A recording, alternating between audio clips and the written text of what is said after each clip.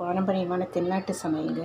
இன்றைக்கி வந்து நம்ம எள்ளு சட்னி, சுவையான எள்ளு சட்னி பார்க்க போகிறோம்.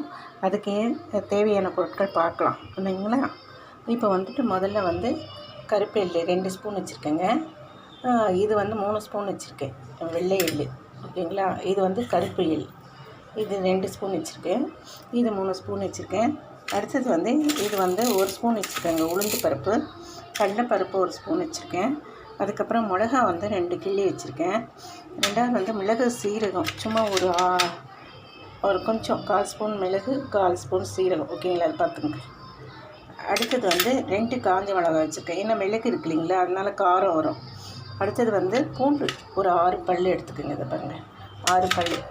அதுக்கு அடுத்தது வந்து பெருங்காய பொடி, கடுகு தாளிக்கிறதுக்கு கருவேப்பிலை, புளி வந்து இது அரை நெல்லிக்காய் சைஸ் எடுத்துக்கோங்க, ஓகேங்களா. நான் சின்னதாக தான் வச்சுருக்கேன் பாருங்கள், ஓகேங்களா.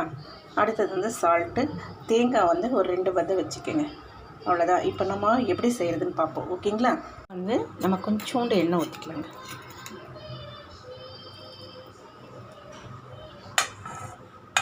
ஒரு 1.5 ஸ்பூன் ஊற்றிக்கோங்க, ஓகேங்களா. எண்ணெய் காயிட்டோம், காஞ்சிடுச்சுங்க. இப்போ நம்ம ஃபஸ்ட்டு வந்து உளுந்து போட்டுக்கலாம், ஓகேங்களா.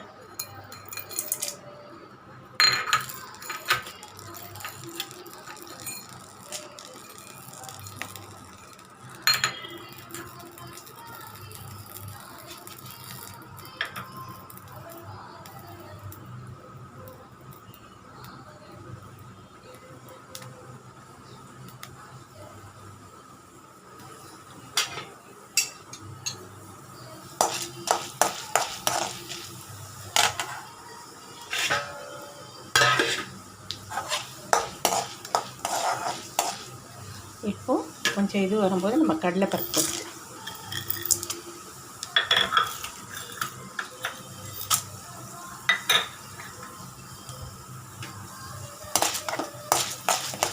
கொஞ்சம் ஃப்ரை ஆகுங்க.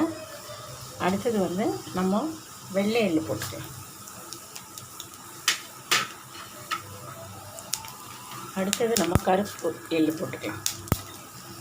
சிம்மை பண்ணிக்கோங்க, ஏன்னா மேலே வெடிக்கும்.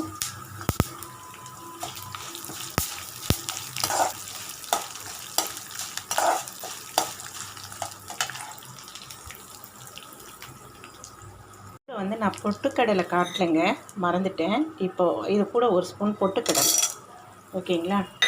அடுத்தது வந்து மிளகு சீரகம், ஓகேங்களா. அடுத்தது வந்து காஞ்ச மிளகாய்.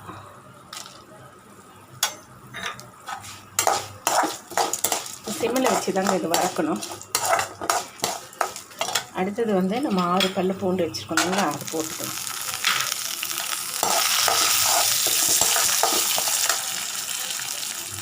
புளி, ஓகேங்களா. வதக்கும் போதே வாசனையாக இருக்குங்க.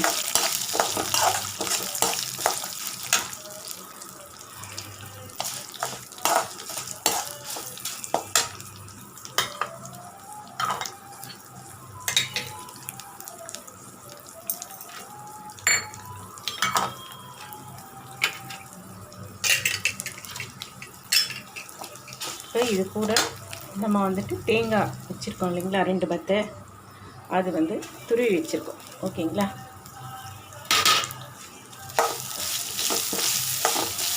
இது வந்து சட்னி மாதிரி இட்லி, தோசை எல்லாத்துக்கும் வச்சுக்கலாங்க. உங்களுக்கு கெட்டியாக வேணும்னா கெட்டியாக செஞ்சுக்கோங்க, இல்லை லிக்விடாக வேணும்னா லிக்விடாக செஞ்சுக்கோங்க. பொங்கல், இட்லி, தோசை, உப்புமா இதுக்கு மாத்திரம் வச்சுக்கலாங்க. நல்லா இருக்கும், செஞ்சு பாருங்கள், சுவையாக இருக்கும் இந்த எள்ளு சட்னி. இந்த மாதிரி டிஃப்ரெண்ட்டாக செஞ்சு சாப்பிடுங்க சட்னி, ஓகேங்களா. உடம்புக்கு நல்லது, ஆரோக்கியம் இது எள்ளு.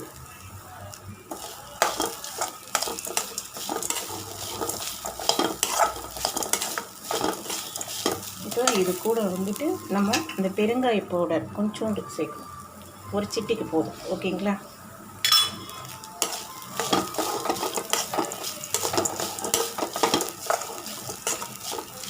வதங்கிடுச்சிங்க, நம்ம ஸ்டவ் ஆஃப் பண்ணிக்கலாம். வதக்கிட்டேன். இப்போ மிக்சியில் போட்டு நம்ம அரைச்சிக்க போகிறோம். அது கூட நம்ம வந்து ஒரு 3/4 ஸ்பூன் வந்து சால்ட் போட்டுக்கோங்க. தேவைன்னா போட்டுக்கலாம். ஓகேங்களா? இப்போ அரைச்சிட்டு வந்துடுறேன். அரைச்சிட்டேங்க.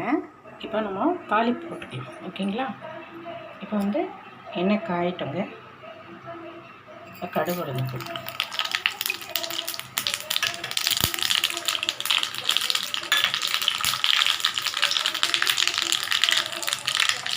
ஆஃப் பண்ணிவிட்டு நம்ம கருவேப்பிலை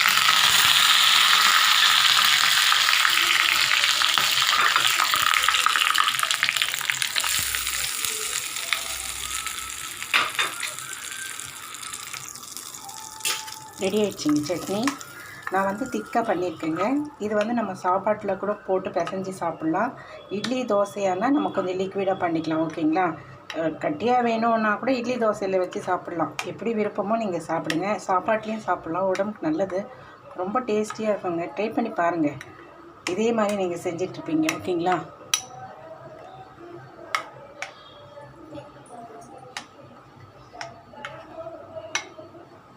எப்படி இருக்குது பார்ப்போங்களா?